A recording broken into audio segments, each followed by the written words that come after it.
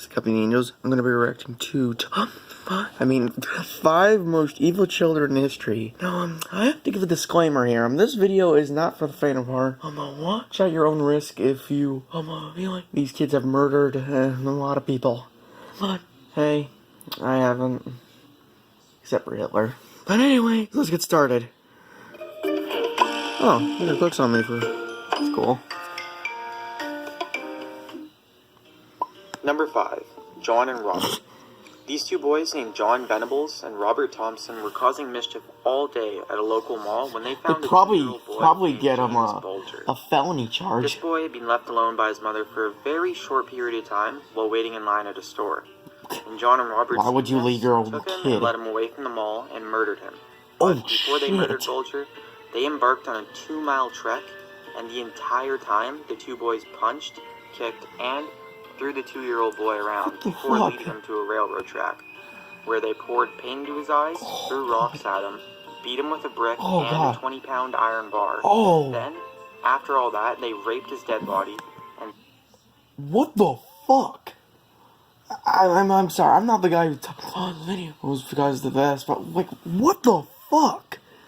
Like, why would you do that? Like, you raped his dead body? That's seriously fucked up, man. threw his body on the railroad tracks. It's brutal. Number 4. Joshua Phillips. Joshua Phillips? This 14-year-old named Joshua I think Phillips I've heard about was this convicted of story. first-degree murder. 7 days after the murder of Maddie Clifton, his 8-year-old neighbor, his mother was cleaning his room when she found a wet and dark spot under his waterbed. Thinking it was just a leak that her son was too embarrassed to tell her about, she took the electrical tape holding the bed together off. Oh yeah, I've heard about this story. The body of Maddie Clifton, who had been missing for several days at this point. Joshua's explanation for all this was that he was playing with Maddie and accidentally hit her in the eye with a baseball bat, and brought her back to his room out of panic, and decided to stab her 11 times. That's freaking stupid! Why would you kill someone all because you hit her in an accident? Couldn't you just take her to a father? Was because he was under It's the age freaking of 16. stupid! Number 3.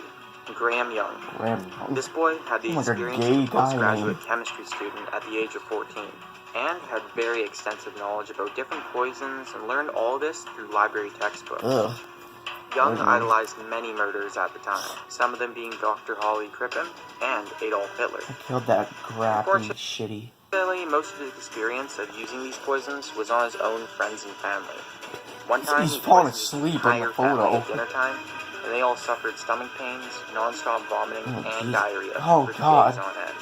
Jesus. Young was caught when his teacher searched his desk at school later one evening after overhearing him talking about the poisons to other classmates. Bad idea. She found many poisons, texts about famous prisoners, and drawings of dead men. Jesus. The police were immediately called, and Young was sent to a maximum security hospital, Oh, thank God. where he kept poisoning hospital staff and fellow prisoners. Young was eventually freed from prison and kept poisoning people, but fortunately was caught not too long afterwards and got sent to prison, where he died of a heart attack. Ha! Number 2. T.J. Lane. Here we have T.J. Lane. Some of you might know who he is because a video of his trial went viral recently. He wears a shirt that says Killer handwritten in Sharpie on it, and he says to the families of the people he injured, killed, and paralyzed in a school shooting, that the hand that pulled the trigger on his Ruger 3 to kill them masturbates fucked up, man. the killings. I hate school shootings. With a smile on Thanks his for face. censoring that for me, His trial buddy. took place in 2012, and he was sent to prison on multiple Okay, life this was sentences recent with a little no parole. while, a couple years But ago. not too long afterwards, he managed to escape prison in 2014. Oh, God. Don't worry though, he was only out for 6 hours before being caught and sent to a maximum security prison, where he spends 23 hours a day in solitary confinement. Ha ha. Number 1. Ugh. Eric Smith. Creepy. This is Eric Smith.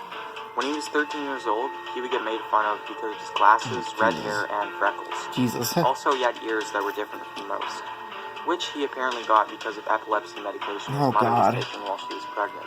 And with all this bullying, he decided to let out his anger by murdering a 4-year-old boy named Derek Roden. Same with the other fifth. When Derek's body was found, they found out what Eric had done. Jesus. There was evidence that Eric strangled, dropped large rocks on his head, and sodomized him with a stick. Oh, Jesus Later, Christ, a psychiatrist diagnosed Eric with intermittent explosive disorder. This condition makes it almost Fucking impossible brutal, to man. control your anger. Eric, to this day, is still in jail. Oh. He applied for parole in 2014, and at his hearing, he said that he was bullied and tormented by his father and older sister, and that when he assaulted Roby, he didn't originally plan to kill him, but did so to ensure nobody would find out, and that the stick inserted into Roby was to make sure he was dead. Oh, God. Yeah, it's a little fucked up. Oh, I never noticed the @ sign.